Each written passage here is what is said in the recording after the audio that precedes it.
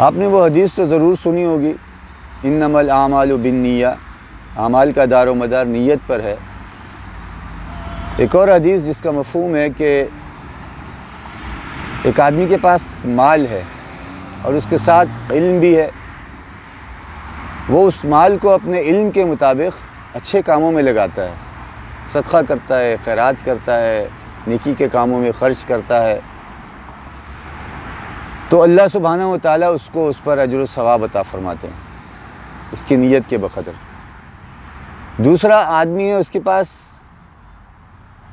مال تو نہیں ہے لیکن علم ہے، اس کی نیت یہ ہے کہ اگر میرے پاس بھی مال ہوتا تو میں اسی طرح سے خرچ کرتا جیسے اس نے کیا، تو فرمایا کہ اس کو بھی اس خرچ کرنے والے کے برابر ثواب ملتا ہے کیونکہ اس کی نیت اچھی تھی۔ ایک دوسرا آدمی ہے، اس کے پاس مال تو ہے لیکن علم نہیں ہے، وہ اپنے مال کو اللہ کی ناراضگی کے کاموں میں خرچ کر رہا ہے، وہ کام جس سے اللہ تعالیٰ ناراض ہوتے ہیں ان کاموں پر اپنا مال لگا رہا ہے،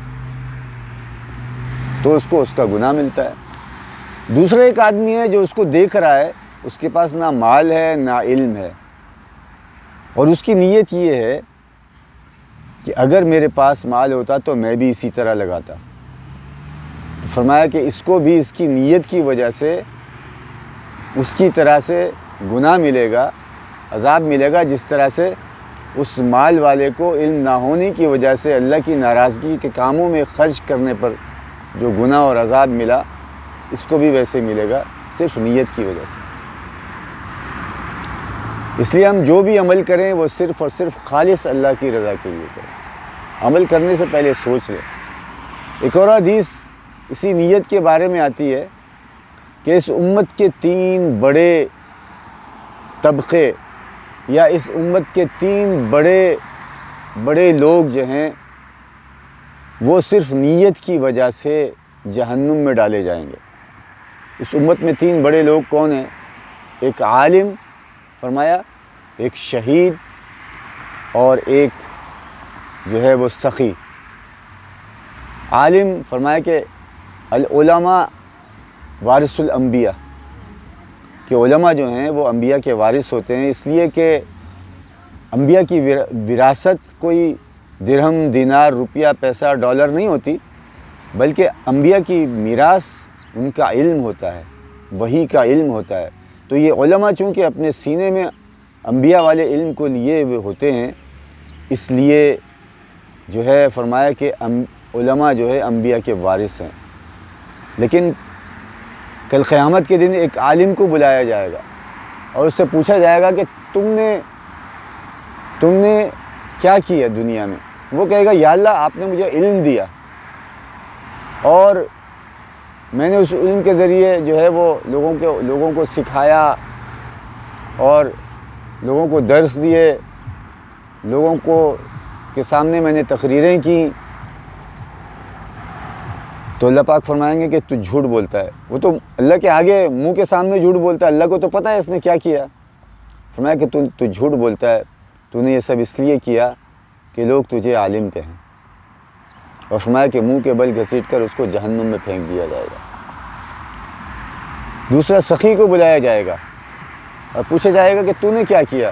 وہ کہے گا یا اللہ آپ نے مجھے مال دیا، میں نے لوگوں میں صدقے کیے، خیرات کیے، خرچ کیا۔ اللہ پاک فرمائیں گے تو جھوٹ بولتا ہے، اللہ تو دلوں کے حال کو جانتے ہیں، تو نے سب اس لیے کیا کہ لوگ تجھے سخی کہیں۔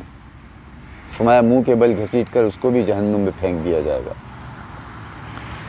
اسی طرح سے ایک شہید کو بلایا جائے گا، اس سے اللہ پوچھیں گے تم نے کیا کیا؟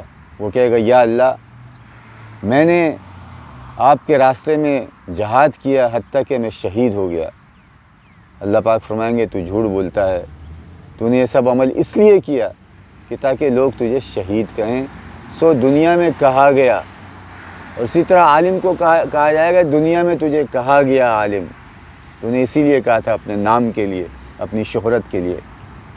اور جو ہے سخی کو اسی طرح سے کہیں گے کہ لوگوں نے تجھے سخی کہا، تجھے کہا گیا، سو منہ کے بل گھسیٹ کر جہنم میں پھینک دیا جائے گا۔ یہ 3 بڑے طبقات ہیں۔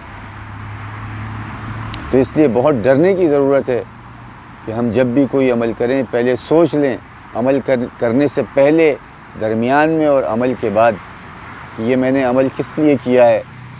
اگر یہ واقعی اللہ کی رضا کے لیے کیا ہے تب بھی استغفار کریں کہ یا اللہ اس میں جو کمی بیشی رہ گئی ہو تو اس کو معاف فرما دے، اس لیے کہ استغفار کرنے سے اللہ پاک عمل کی کمی کو جو ہے وہ پورا فرما دیتے۔ وما علینا الا البلاغ، والسلام علیکم۔